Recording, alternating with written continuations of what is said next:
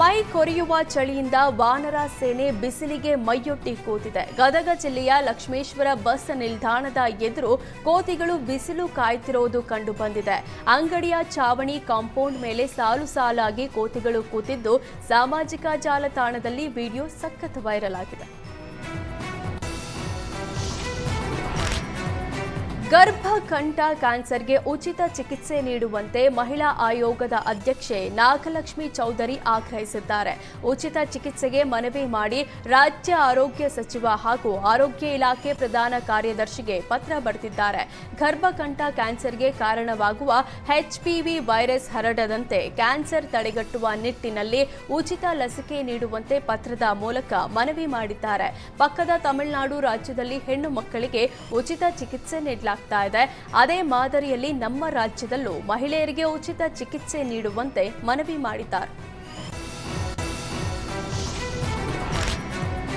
ಶಾಸಕ BK ಸಂಗಮೇಶ್ವರ್ ಪುತ್ರ BS Basavesh ಹುಟ್ಟುಹಬ್ಬ ಪ್ರಯುಕ್ತ ಭದ್ರಾವತಿ ನ್ಯೂಟನ್ ಭಾಗದಲ್ಲಿರುವ ಸಿದ್ಧಾರ್ಥ ಅಂಧರ ಕೇಂದ್ರದಲ್ಲಿ ಹುಟ್ಟುಹಬ್ಬ ಆಚರಿಸಲಾಯಿತು. BS ಬಸವೇಶ್ ಹುಟ್ಟುಹಬ್ಬವನ್ನ ಅಂಧರ ಮಕ್ಕಳ ಜೊತೆ S ಮಂಜುನಾಥ್ ಭದ್ರಾವತಿ KPCC ರಾಜ್ಯ ಸಂಚಾಲಕರು ಪರಿಶಿಷ್ಟ ಜಾತಿ ವಿಭಾಗದವರು ಆಚರಿಸಿದ್ರು. ಇದೇ ವೇಳೆ ಅಂಧ ಮಕ್ಕಳಿಗೆ ಸ್ಪೋರ್ಟ್ಸ್ ಬಟ್ಟೆ ಹಾಗೂ ಕ್ರಿಕೆಟ್ ಬ್ಯಾಟ್ ಬಾಲ್ ವಿತರಿಸಲಾಯಿತು. ತುಮಕೂರಿನಲ್ಲಿ ಪೌರಾಣಿಕ ಗುಡ್ಡದಲ್ಲಿ ಕಲ್ಲು ಗಣಿಗಾರಿಕೆ ಗ್ರಾಮಸ್ಥರು ವಿರೋಧಿಸಿ ಕುಣಿಗಲ್ ತಹಶೀಲ್ದಾರ್ ಕಚೇರಿಗೆ ಮುತ್ತಿಗೆ ಹಾಕಿದ್ದಾರೆ.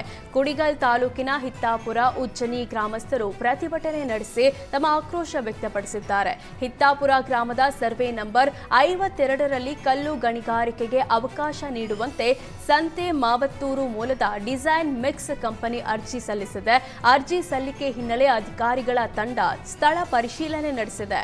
ಮಾಹಿತಿ ನೀಡದೆ ಸ್ಥಳ ಪರಿಶೀಲನೆ ಮಾಡಿದ್ದಕ್ಕೆ ಗ್ರಾಮಸ್ಥರು ಪ್ರತಿಭಟನೆ ನಡೆಸಿ ಆಕ್ರೋಶ ವ್ಯಕ್ತಪಡಿಸಿದರು. ವೇಗವಾಗಿ ಬಂದ ಕಾರೊಂದು ಡಿಕ್ಕಿಯಾಗಿ ಪೊಲೀಸ್ ಚೌಕಿ ಕಿತ್ತು ಬಂದಿದೆ. ಅದೃಷ್ಟವಶಾತ್ ದುರಂತ ತಪ್ಪಿದೆ. ಬೆಂಗಳೂರಿನ ಹಲಸೂರು ಕೆರೆ ಬಳಿಯ ಗುರುದ್ವಾರದ ಬಳಿ ಈ ಅಪಘಾತ ನಡೆದಿದೆ. ನೂತನವಾಗಿ ಸಂಚಾರ ಪೊಲೀಸರಿಗೆ ನಿರ್ಮಾಣ ಮಾಡಿದ್ದ ಹೈಟೆಕ್ ಚೌಕಿ ಬುಡ ಸಮೇತ ಕಿತ್ತು ಬಂದಿದೆ. ಅದೃಷ್ಟವಶಾತ್ ಪೊಲೀಸ್ ಚೌಕಿನಲ್ಲಿ ಪೊಲೀಸರು ಇರಿದಿದ್ದಕ್ಕೆ ದುರಂತ ತಪ್ಪಿದೆ. ಘಟನೆ ಸಂಬಂಧ ಪೊಲೀಸರು ಚಾಲಕನ ವಿರುದ್ಧ ಪ್ರಕರಣ ದಾಖಲಿಸಿಕೊಂಡಿದ್ದಾರೆ.